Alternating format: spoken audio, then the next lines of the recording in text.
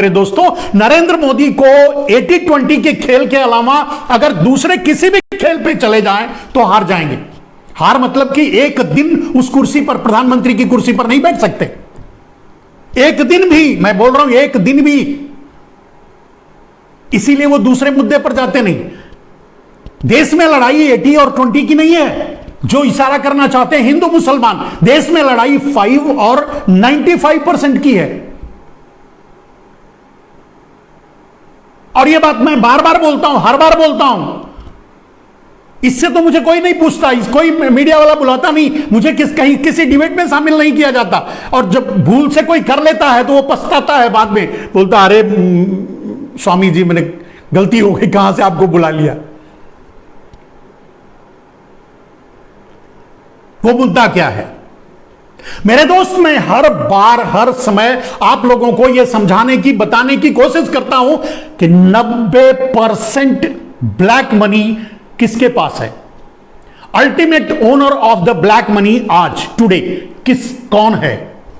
नरेंद्र मोदी। वो जारी कर दें, लिस्ट जारी कर दें, चुनाव लड़ लें, फिर चुनाव लड़ें, फिर मुद्दा तय करें। 90% एनपीए किसका है? मतलब बैंकों से पैसा लेकर वापस नहीं किया, वो किसका है? वो लिस्ट जारी कर दें।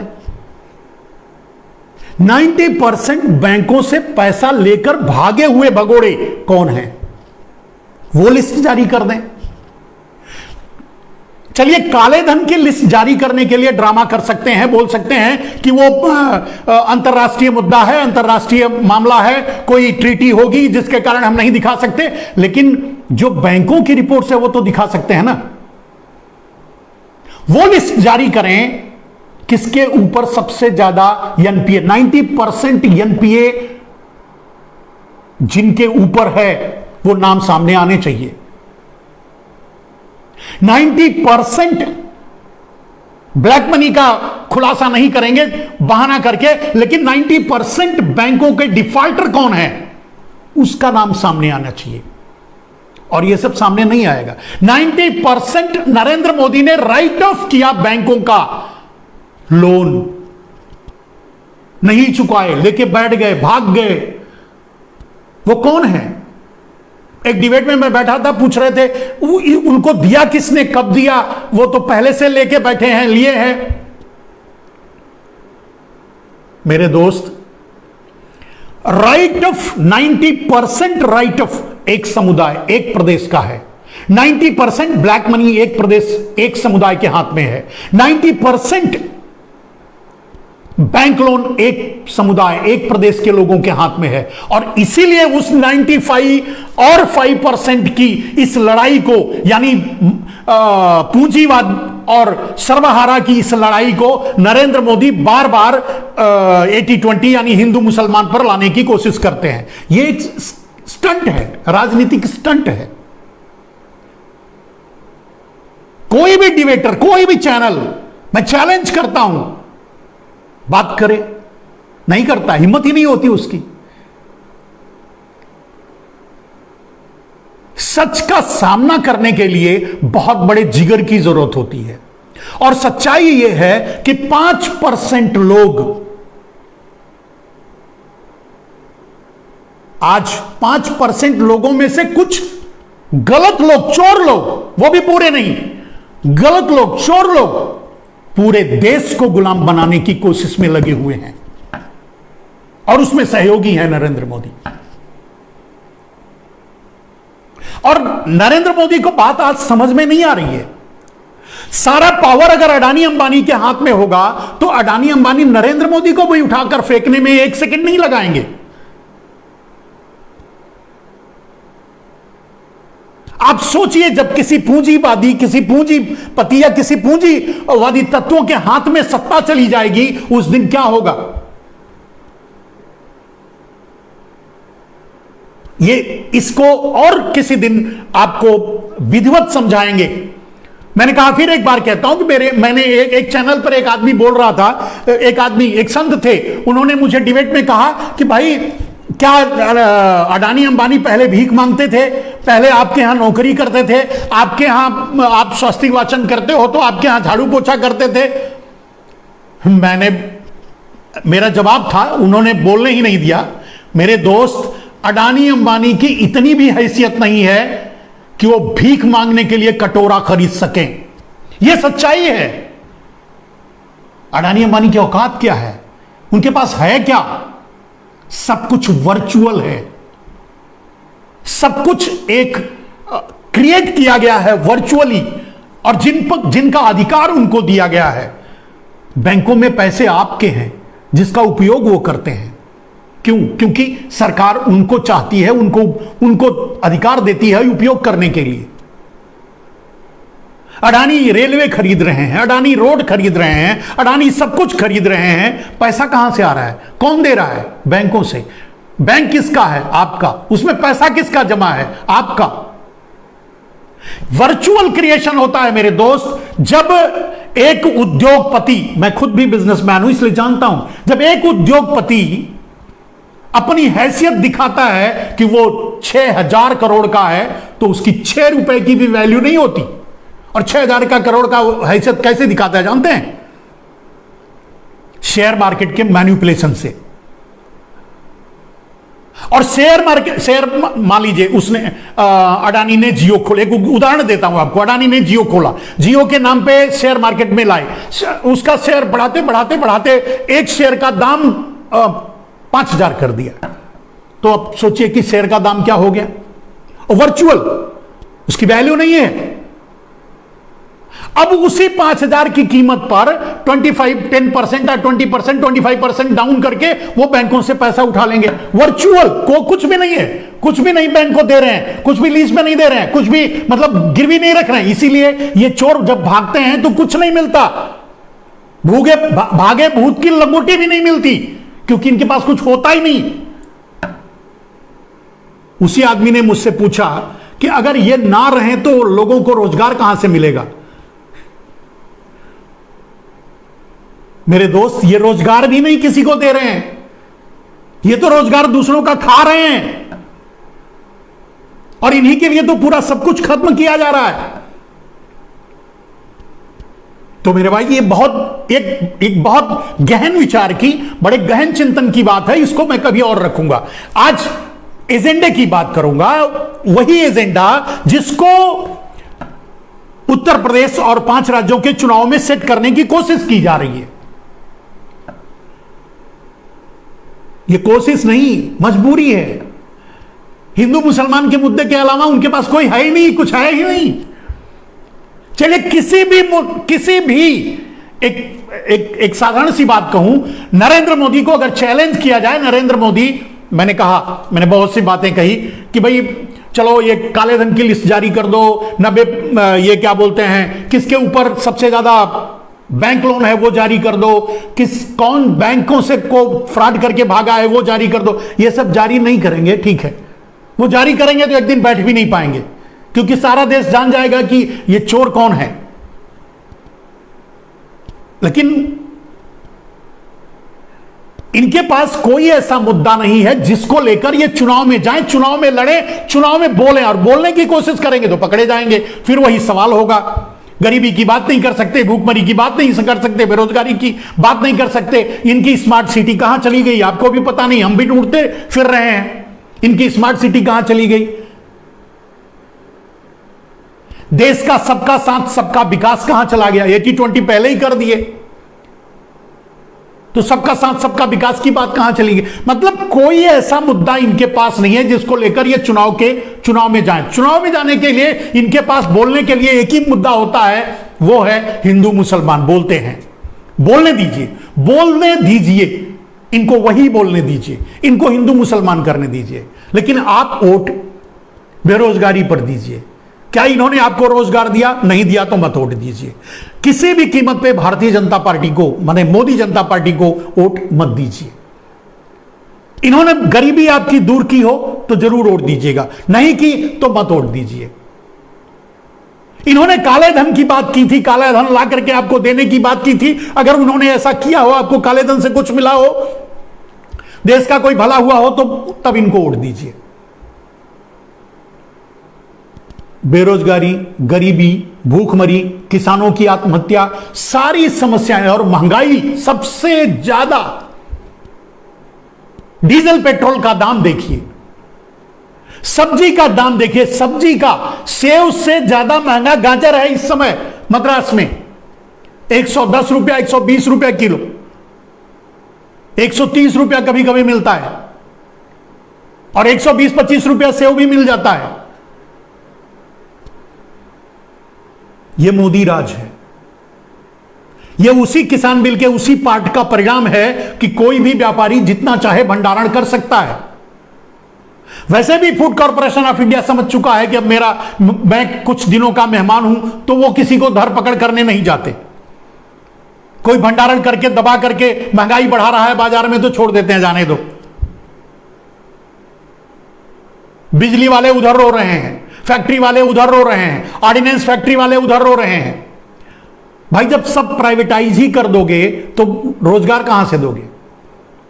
रोजगार देना नहीं है, गरीबी इनसे दूर होगी नहीं, महंगाई इनके कंट्रोल में नहीं है, भूखमरी, देश भूखा ही मर रहा है। महामारी का हाल आप देख ही रहे हो। इनके पास बोलने के लिए क्या है? ये क्या लेकर के चुनाव में जाएं, क्या बातें करें चुनाव मैदान में, कि किस बात को लेकर ये वोट मांगे? कुछ नहीं। तो क्या करते हैं हिंदू मुसलमान। लेकिन मैं सारी पार्टियां, भारत की जितनी भी पार्टियां हैं रजिस्टर्ड जो चुनाव लड़ रही हैं, मैं उनसे अनुरोध करूंगा कि नरेंद्र मोदी जनता पार्टी सरपटक के 80-20 करती रहे। आप गरीबी की बात करो, आप महंगाई की बात करो, आप भूखमरी की बात करो, आप स्वास्थ्य व्यवस्था की बात करो, आप पेट्रोल डीजल की बात करो, आप किसानों की आत्महत्या की बात करो, आपको खाद बीज नहीं मिल रहा है उसकी बात करो, आपका गन्ने का दाम नहीं मिल रहा है उसकी बात करो। आप 80-20 में मत जाओ।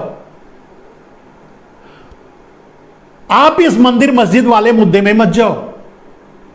मेरे दोस्त, पूंजीपतियों का सबसे बड़ा हथकंडा ही यही होता है। मैं बचपन से यह बात जानता हूं कि जब एक पूंजीपति एक फैक्ट्री लगाता है तो सबसे पहले वहां एक मंदिर, एक गिरजाघर, एक मस्जिद बना देता है। जानते हैं क्यों बनाता है वो? उसको कोई श्रद्धा नहीं है, उसको कोई आस्था नहीं है। वो सिर्फ इसलिए बनाता है कि आप अपनी गरीबी इनका जिम्मेदार इनको मानिए।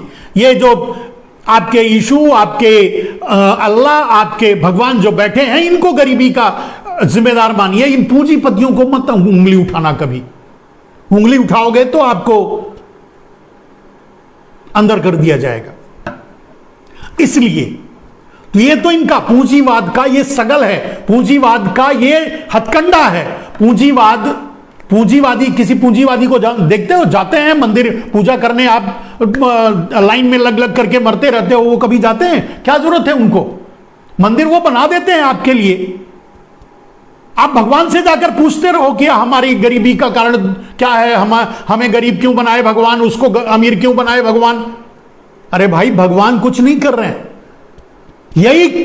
यही लोग कर रहे हैं जो आपको मंदिरों में जाने के लिए मजबूर करते हैं। आप मंदिर जाइए अपनी श्रद्धा के लिए, अपनी आस्था के लिए, आप पूजा कीजिए पूरी श्रद्धा से। मैं भी पूजा करता हूं, जाता हूं, लेकिन मैं हिंदू मुसलमान के लिए नहीं जाता। मेरे दोस्त, मैंने कुछ डिबेट्स में मुझसे किसी ने पूछा कि मुसलमानों ने ये किया, हिंदू ने वो, दुनिया भर की बातें की। मैंने उनसे 2 सवाल सिर्फ किया मेरे दोस्त, सिर्फ 2 सवाल, इसको लोगों तक पहुंचाना। मैं बोला कि एक बात बताइए मेरे दोस्त, कि अगर कोई एक समूह कहीं आफत में आ जाए, उसमें हिंदू और मुसलमान दोनों हैं, तो उस आफत से बचाने के लिए आपका भगवान, आप अगर हिंदू हो तो मैं आपसे पूछता हूं, आपका भगवान वो हिंदू को बचा लेगा, मुसलमान को छोड़ देगा? बोले नहीं।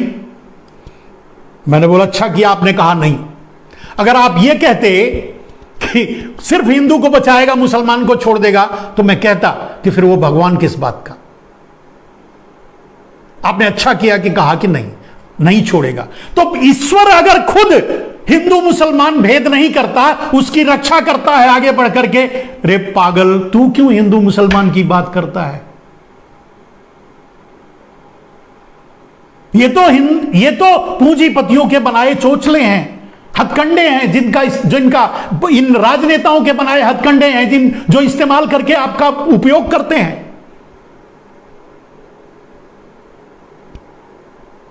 एक हिंदू से मैंने पूछा, एक मुसलमान से मैंने पूछा, मेरे भाई अल्लाह को आप मानते हो, बहुत बड़ी श्रद्धा से पूछते हो, 5 बार का नमाज करते हो, आपकी बातें वो बहुत ज्यादा सुनते होंगे।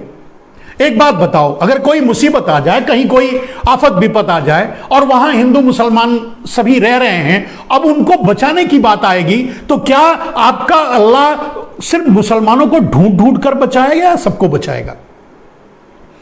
उनको भी जवाब नहीं मिला। उन्होंने भी यही कहा कि नहीं भाई, वो तो सबको बचाएगा, वो तो अल्लाह है, वो तो सबसे ऊपर है, सबका है। तो बोला फिर का आप काहे लड़ते हो, आप काहे सोचते हो? खैर, हिंदू मुसलमान की बात अब मुसलमानों की जरूरत नहीं रही, हिंदू मुसलमान की बात अब इनकी जरूरत हो गई है। भारत मोदी जनता पार्टी की जरूरत है आज 80-20 हिंदू मुसलमान, क्योंकि उसके अलावा चुनाव जीतने के लिए उनके पास कोई और हथकंडा है नहीं। दोस्तों, एक और,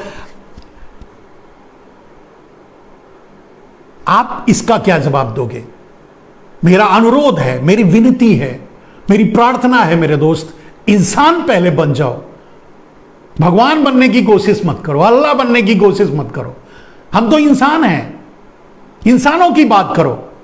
बड़े गर्व से जब हिंदू की बात होती है, एक चैनल पे मैं यही बोला, हिंदू की बात करते हो आप, हिंदू करते हो आप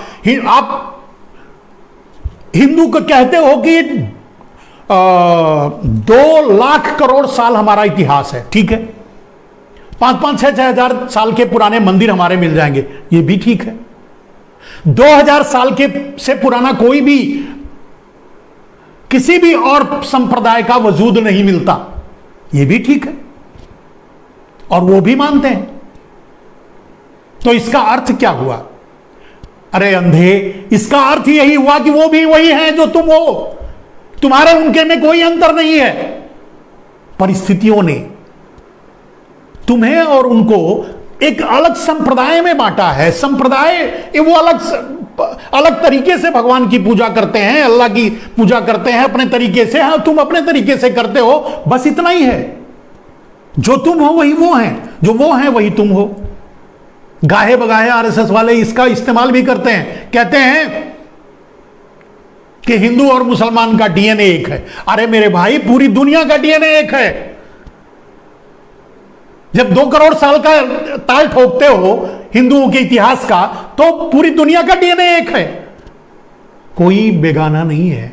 इसीलिए कहता हूं, इंसान पहले बन जाओ, भगवान या अल्लाह बनने की कोशिश मत करो, इंसान ही बन जाओ। और जब इंसान बन करके आप निर्णय लोगे, जब इंसान बन करके आप देखोगे, तो आपको ये राक्षस की तरह दिखेंगे जिनको आप भगवान समझते हो। जो नेता अपने आप को भगवान साबित करने में निकले हैं, भगवान साबित करना चाहते हैं, जो नेता आपको बरगला करके, आपको हिंदू मुसलमान में बांटकर, आपको अगड़े पिछड़े में बांटकर, आपको SC ST में बांटकर जो राजनीति करना चाहते हैं, तभी उनसे निपट पाओगे। अभी आप देखो, हिंदू मुसलमान को तो छोड़ दीजिए, दलित भी अगड़ों को, ब्राह्मणों को, मैं ब्राह्मण हूं, अगड़ों को गाली देते हैं, अपशब्द कहते हैं, गलत बताते हैं, गलत सोचते हैं, गलत कहते हैं। एक आदमी ने, एक बहुत ही मेरा ही एक करीबी मुझसे यह सवाल कर दिया और ये बातें कही कि वो तो इस तरह की का व्यवहार करते हैं और सोशल मीडिया में इस तरह की बातें लिखते हैं, गालियां देते हैं, ऐसे करते हैं। मैं बोला सही करते हैं, गलत क्या करते हैं? हिंदुओं ने अपने ही हिंदुओं को इतना प्रताड़ित किया है जिसकी कोई सीमा नहीं। मेरे दोस्त, मैं बचपन में मैंने देखा है कि कुछ समुदाय को, कुछ लोगों को जो हिंदू ही थे लेकिन उनको बैठने नहीं देते थे, पानी नहीं लेने देते थे। मेरे गांव में मुझ पे पंचायत हो चुकी है मेरे दोस्त। एक बार मैं एक हरिजन को अपनी थाली में खाना दे दिया था, जब जातिवाद बहुत चरम पे हुआ करता था। आप सोच लो 50 साल पहले की क्या स्थिति रही होगी। अपनी थाली में खाना दे दिया था, मेरे पूरे गांव में पंचायत बैठ गई कि मुझे जात से निकाल दिया जाए। वैसे भी मैं पहले का ही अखड़ी आदमी हूं। मैंने बोला मैं जात से निकल जाऊंगा लेकिन अपने विचार से वापस नहीं आऊंगा। मैं उनको भी इंसान मानता हूं। मैं ये उनका अपमान नहीं कर सकता कि उन्हें कोई हंडिया फोड़ के लाएं, कहीं से पत्तल ढूंढ के लाएं, कहीं से वो लाएं और तब उनको खाना खिलाएं। ये मेरा जमीर कभी गवारा नहीं करेगा और ये मैं नहीं करूंगा। वो पंचायत फेल हो गई। उसी दौरान एक मुसलमान हमारे ही क्षेत्र में कोई सरकारी कर्मचारी था, उसको मैंने अपनी थाली में खाना दे दिया। उस पर भी मेरे गांव में पंचायत हुई। फिर यही संवाद आया कि मुझे निकाल दिए, छोड़ दिया जाए। मैं बोला मैं कहां पकड़ के रखा हूं, छोड़ दो। यह अलग बात है कि वो नहीं कर सकते थे और नहीं कर पाए, उन्हें मेरी बात माननी पड़ी। तो अपनी अपनी बात, क्योंकि मैं अड़ गया कि नहीं मैं तो करूंगा। मैं नहीं मानता हिंदू मुसलमान, नहीं मैं नहीं मानता ऊंच नीच, मैं नहीं मानता छोटा बड़ा, मैं नहीं मानता। हार गए। आप सच के लिए लड़िए, आप सच के लिए आगे आइए। ये मैं तब की बात कह रहा हूं जब मेरी उम्र मात्र 10-15 साल, 15 साल 16 साल रही होगी। और इतना पढ़ लिख कर, इतना सब कुछ जानने के बाद भी अगर मैं वही हिंदू मुसलमान, वही घटिया बातें करूं तो मेरी पढ़ाई का मतलब क्या है, मेरी शिक्षा का मतलब क्या है।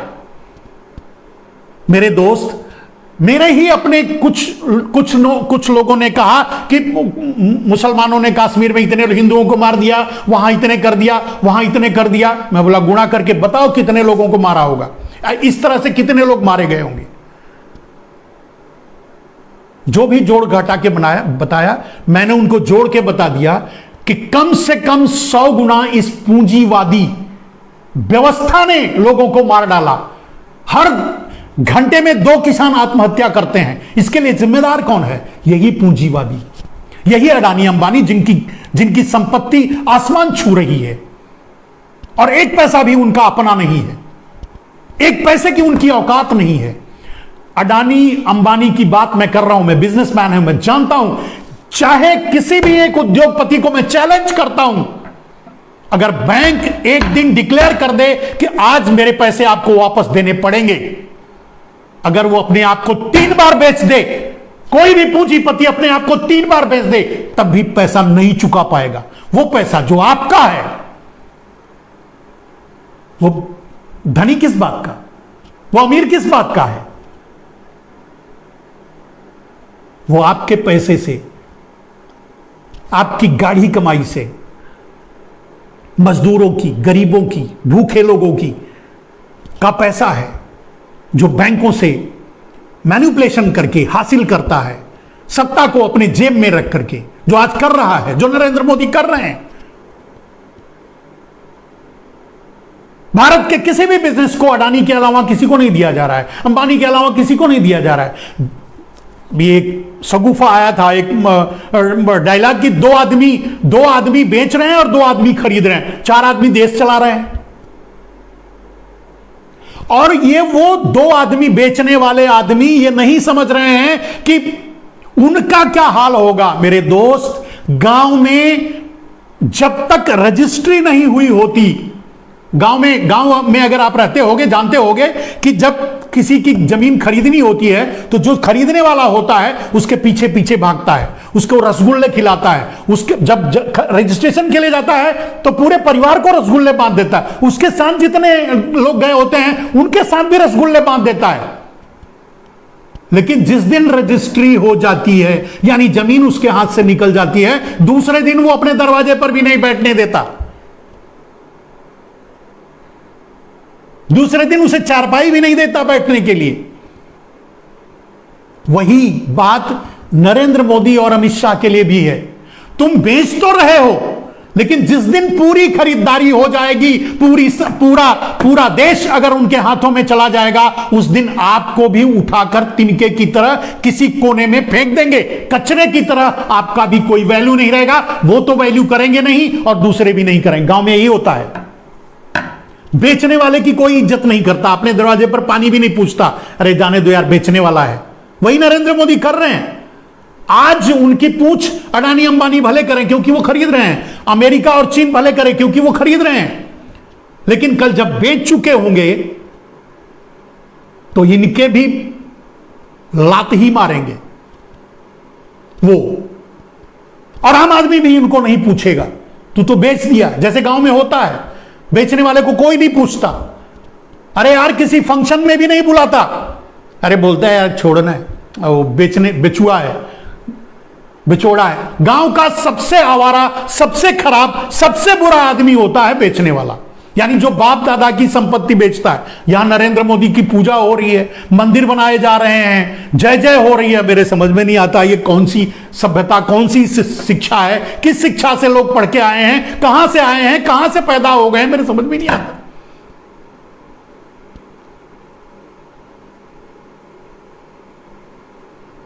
बेचने वाले की पूजा हो रही है, मंदिर बनाए जा रहे हैं बेचने वाले का। अरे यार गांव में बेचने वाले को बैठने नहीं दिया जाता, बेचने वाले को कोई पानी नहीं पूछता, ना तो खरीदने वाला पूछता है और ना बाकी गांव वाले, सब हिकारत की नजर से देखते हैं। फिर पूजा कैसे हो रही नरेंद्र मोदी की? ये किस सभ्यता का जन्म हो गया यार? बेचने वाला, जिसको समाज में इज्जत नहीं मिलनी चाहिए, उसको हाथों हाथ उठाया जा रहा है, मसीहा बनाया जा रहा है। मेरे दोस्त, जो आदमी विदेश में बैठ, नरेंद्र मोदी की बात कर रहा हूं, जो आदमी विदेश में बैठकर ताल ठोककर यह कहता है मैं गुजराती हूं, व्यापार मेरे खून में है, मेरे दोस्त उसी क्षण उससे इस्तीफा ले लेना चाहिए था। अगर भारत में संविधान प्रॉपर होता, अगर भारत में लोकतंत्र होता, भारत में आवाज उठाने वाले लोग होते, तो उसी क्षण उससे इस्तीफा ले लेते। एक व्यापारी किसी देश का प्रधानमंत्री नहीं बन सकता, राजा नहीं बन सकता, नहीं बनना चाहिए। एक बात बताओ, व्यापारी क्या करेगा यार? व्यापारी किस लिए होता है? व्यापारी करता क्या है? लाभ कमाता है। लाभ को क्या कहते हैं? आप भी छोटा मोटा, आपकी भी शिक्षा होगी, आप भी पढ़े लिखे हो, आप बताओ लाभ की परिभाषा क्या है? लाभ की परिभाषा है देय मजदूरी और दी गई मजदूरी के अंतर को लाभ कहते हैं। यानी मजदूर को 10 रुपया देना था, उसको 5 रुपया दिया, वही 5 रुपया बचा, वही लाभ है।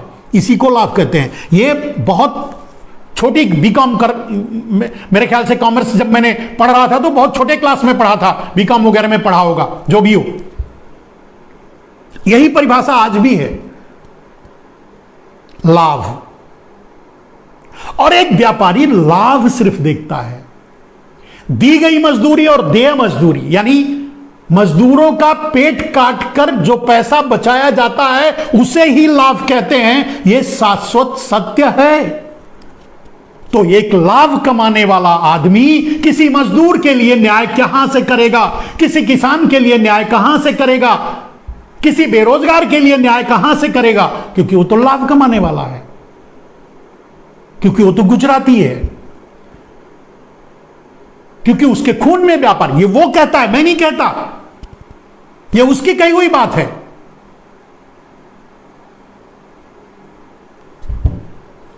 मेरे दोस्त,